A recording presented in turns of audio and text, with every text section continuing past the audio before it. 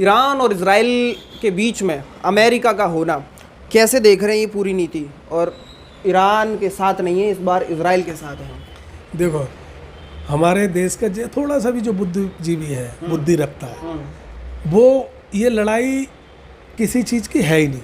ये लड़ाई सिर्फ वर्चस्व काम करने की है और अमेरिका पूरी दुनिया में दबदबा बनाना चाहता है। जैसे हमारे प्रधानमंत्री को पता नहीं उसने कौन सी प्रधानमंत्री जी की नस दबा रखी है कि जैसे हमारा पाकिस्तान के साथ अभी हुआ था, तो उसने बोला था कि मैंने इनका समझौता कराया है। वही वो हिंदुस्तान दुनिया के हर देश के साथ चाहता है कि जो है हम जो फैसला करें वो सारे देश माने। तो वो समस्या है, तो वो ईरान इस बात पे तैयार है नहीं। इजराइल तो उसका गुलाम है ही। इजराइल में हमारे प्रधानमंत्री जी जाके और इजराइल का फादर बताते हैं कि हमारा फादर इजराइल है। तो भगवान जाने प्रधानमंत्री जी की ये कौन सी विदेश नीति है। मुझे लगता है कि भारत अपने आप में सक्षम है। भारत दुनिया का एक देश, दुनिया की तीसरी शक्ति बनता अगर ये इनकी जगह कोई और होता। तो मुझे लगता है कि भारत को किसी का अपना फादर मानने की ज़रूरत नहीं है।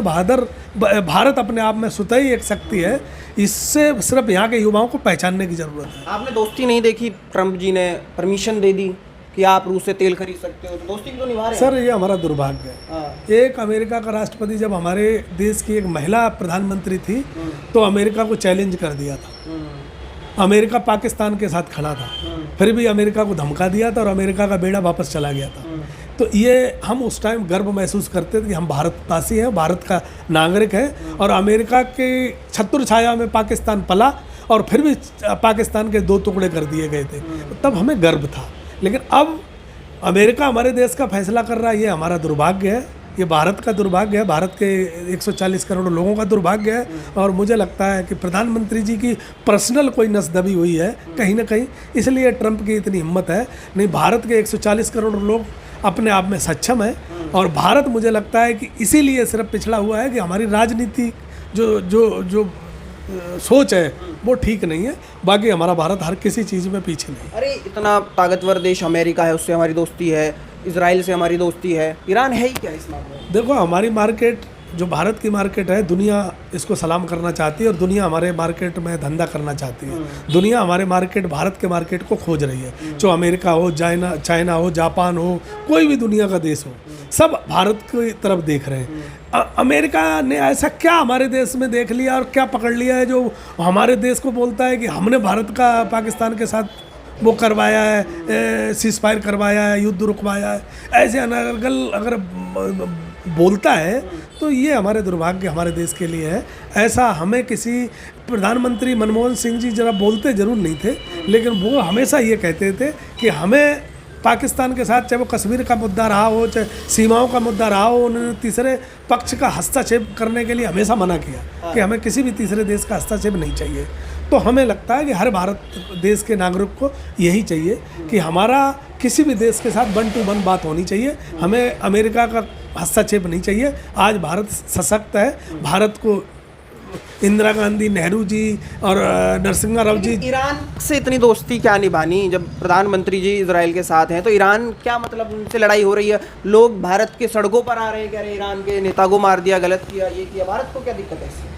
नहीं, भारत का बुरा क्या किया ईरान ने? मुझे बताओ, भारत का बुरा क्या किया? मुझे तो लगता है कि जितना इजराइल दोस्त रहा है और उतना ही ईरान दोस्त रहा है भारत का, और अमेरिका दोस्त नहीं रहा भारत का। जब जब भारत को अमेरिका की ज़रूरत पड़ी या हिंदुस्तान पाकिस्तान का कहीं भी कोई युद्ध हुआ या कोई तनाव हुआ तो अमेरिका का पता ही नहीं चला कि अमेरिका किसके साथ है। और 90% तो वो पाकिस्तान के साथ ही खड़ा रहा। जब पाकिस्तान का 71 के हमारा युद्ध हुआ तो वो पाकिस्तान के साथ खड़ा था। और जब भी वो कहीं ना कहीं कोई बात आती है तो वो पाकिस्तान का सपोर्ट करता है। हमारे यहाँ प्रधानमंत्री को तवज्जो नहीं देता और वहाँ के सेनाध्यक्ष को तवज्जो देता है अमेरिका।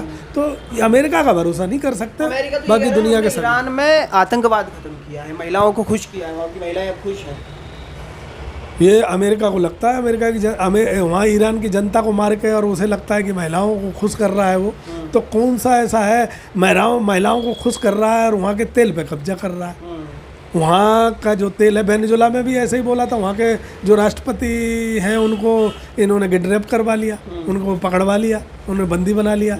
तो ऐसे ही ये गलती हो गई ना इन पर। ईरान को भी ऐसे ही करना चाहते थे, लेकिन ईरान हमेशा अपनी शक्ति और अपनी ऊर्जा को पहचानता रहा, तो इनके दांत खट्टे कर दिए। अब ये वो कर नहीं पा रहे और ये अब वहाँ लड़ भी नहीं पाएंगे, ये भागेंगे वहाँ से। तुम जिस तरीके से भारत के अंदर इतनी दिक्कतें शुरू हो गई हैं, चाहे वो गैस के प्राइस हो या फिर गैस की कमी हो या फिर तेल की कमी हो, और मंगाना पड़ रहा है, तो आपको नहीं लगता कि प्रधानमंत्री को बात करनी चाहिए ट्रम्प से और बोलना चाहिए कि ये तो खत्म करो?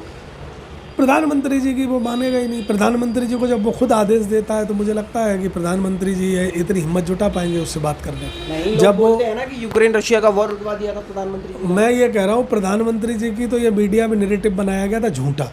जब ट्रम्प ट्वीट करके बोल रहा है कि पाकिस्तान और हिंदुस्तान का युद्ध हमने रुकवाया है, तो प्रधानमंत्री जी ने एक बार भी नहीं बोला कि ट्रम्प झूठ बोल रहा है। प्रधानमंत्री जी ये कहते कि ट्रम्प झूठ बोल रहा है तो कुछ पता भी चलता, लेकिन प्रधानमंत्री जी ने एक भी बार उसकी बात का खंडन नहीं किया। तो इसका मतलब प्रधानमंत्री जी जानते, प्रधानमंत्री जी तो हैं जो ट्रम्प को दोस्त मानते रहे और वो हमेशा को लड़ने अमेरिका वो पाकिस्तान का साथ देता रहा हमेशा।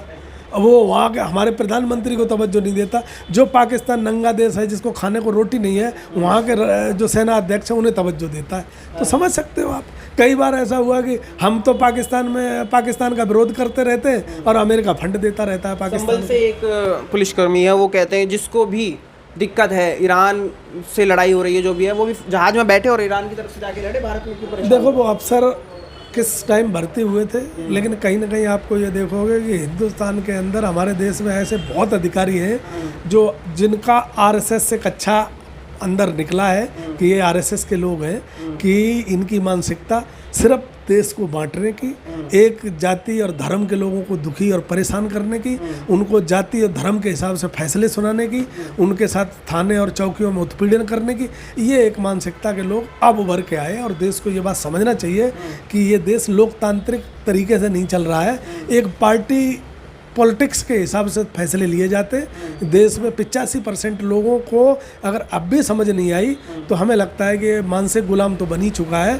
कहीं ऐसा ना हो फिर हमारा देश उसी तरीके से हो जाए कि लोकतंत्र। अडानी ग्रुप अब अमेरिका में तेल स्टोरेज करने वाले या फिर बड़ी बड़ी कंपनियां उसका प्रोजेक्ट चलाना शुरू कर दिया, तो लग नहीं लगे? और भारत देखो प्रधानमंत्री का दोस्त है, प्रधानमंत्री जी उसी के लिए काम करते हैं, वो कुछ भी कर सकता है।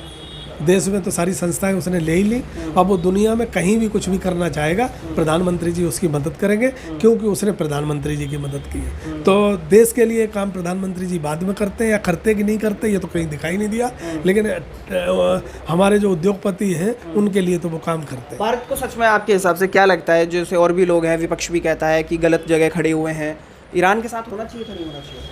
मुझे लगता है भारत को सक्षम राष्ट्र है, भारत लोकतांत्रिक देश है और दुनिया में एक अपनी अलग इसकी छवि है। इसको अमेरिका के पीछे नहीं जाना चाहिए था। इसका जो सही है वो सही है और जो गलत है वो गलत है। लेकिन दुर्भाग्य ये है कि भारत अमेरिका और ट्रंप के इशारे पे चल रहा है। ये भारत के 140 लोगों के लिए दुखद है। लेकिन विश्व गुरु है भारत, ये भी बोला जाता है। मोदी जी सुप्रीम विश्व गुरु वाला जब कभी मौका आया विश्व गुरु कहने का या विश्व गुरु बताने का या विश्व गुरु वाला डिसीजन लेने का, तो इस सरकार ने तो ऐसा कोई डिसीजन लिया नहीं कि जो हम विश्व गुरु कहलाते। लेकिन हमें लगता है कि जब भी ज़रूरत पड़ी तो एक हमारे बीच में कहीं पाकिस्तान से कोई मामला हो गया तो तीसरा देश हमारी दखलंदाजी कर रहा है। हमें अगर तेल के लिए परमिशन ली तो ऐसे लग रहा है कि हम किसी के गुलाम हैं, हमें वो कहीं इजाज़त दे रहा है कि हमें अब 30 दिन की परमिशन मिल गई है। तो ये दर्शाता है कि कहीं ना कहीं राजनीतिक शक्ति हमारी असक्षम है, सक्षम नहीं है, इसलिए आज हमारे ये देश का हाल है।